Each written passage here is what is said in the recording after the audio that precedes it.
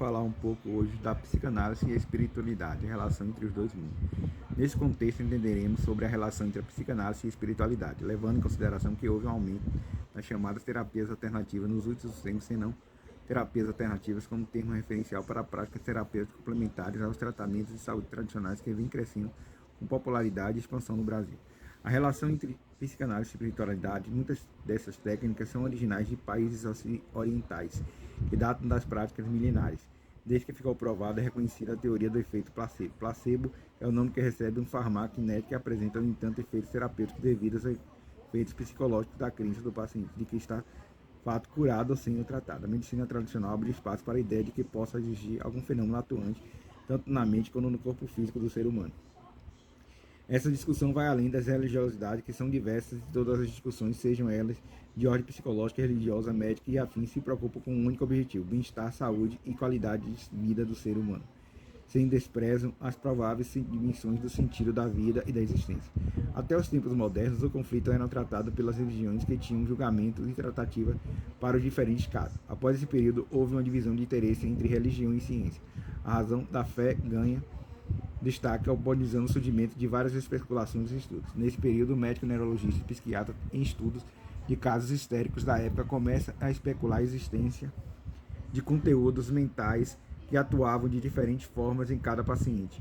Ele era Sigmund Freud, posteriormente ficou conhecido como o pai da psicanálise, por dedicar sua vida e carreira em estudos que buscavam a compreensão mais específica e científica dos conteúdos mentais.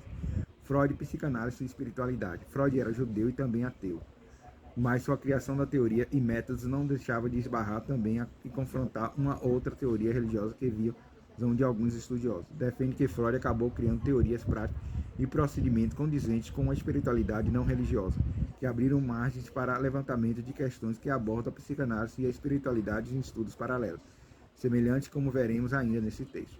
Antes de abordar o tema, é preciso esclarecer que nem sempre os temas religiosidade e espiritualidade estiveram apartados da ciência. Em algumas tradições, por exemplo, o judaico concebe o ser humano sem separação entre corpo e alma, também como corpo, alma e espírito, outra parcialização que os tempos modernos trouxe à tona. Quando abordado aqui o termo espiritualidade para fazer paralelo com a psicanálise, o objetivo é refletir sobre o tema de forma mais abrangente. O termo espiritualidade pode ser definido como a propensão humana e buscar significado para a vida por meio de conceitos que transcendem o tangível, a procura de um sentido de conexão com algo maior que si próprio. A psicanálise e espiritualidade como campo clínico teórico. Já o termo psicanálise entende-se que ela é um campo clínico teórico que se ocupa em explicar o funcionamento da mente humana, ajudando a tratar distúrbios mentais e neuroses. O objeto de estudo da psicanálise concentra na relação entre os desejos inconscientes e os comportamentos e sentimentos vividos pelas pessoas. Quando negamos os instintos, negamos a vida. Esta frase pode servir de modelo para explicar a importância do termo pulsão, muito utilizado por Freud para contextualizar os processos dinâmicos que consistem em força ou pressão que predispõem o organismo do ser humano a um determinado objetivo. A espiritualidade trata o ser humano como ser integral, que vem trazer à luz a origem daquilo que Freud chamou a pulsão para a espiritualidade.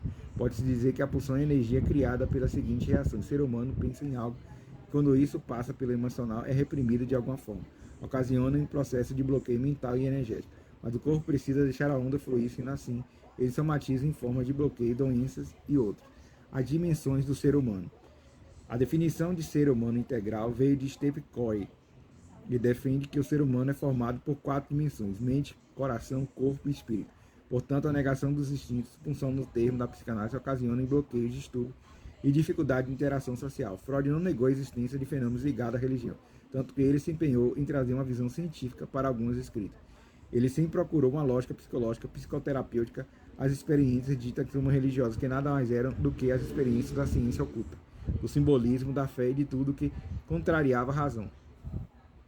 Base científica tradicional da época. Conclusão: Sigmund Freud sempre buscou uma interpretação intrapsíquica, pois a religiosidade ou a espiritualidade produz no psiquismo humano, então, na mesma psique que seriam encontradas as respostas e soluções. Por essa razão, concentrou-se no polo subjetivo da religião, permeando entre as possíveis janelas e lacunas de Freud, visto que todo material criado pelo pai da psicanálise não excluía categorias opostas às suas teorias, que torna possível a aproximação e diálogo entre as teorias científicas, religiosas e não religiosas, psicanalíticas e espiritualistas, mantendo o foco principal em todas as categorias, que é o cuidado com o ser humano como um todo. Então, a espiritualidade e a psicanálise tem muito a ver, e Freud às vezes procurou entender a espiritualidade, entender a punção, que é tipo uma energia psíquica que move o ser humano, né? É que faz o ser humano andar, o ser humano viver, comer, produzir, falar. Então é junto com a espiritualidade, ele tentou entender o ser humano como um todo. O que manifesta no ser humano, o que é reprimido, volta como doença. E essas doenças precisam ser estudadas intrapsicamente, né? Entender ela como surgiu, a causa daquele sofrimento, a causa daquela ansiedade, a causa daquele medo, a causa daquela fobia, a causa daquela depressão. Então Freud estudou o ser humano como um todo. O seu inconsciente, o que é o inconsciente traz de doenças para o ser humano, né? E esse inconsciente está ligado à espiritualidade do ser humano também. Então a psicanálise e a espiritualidade.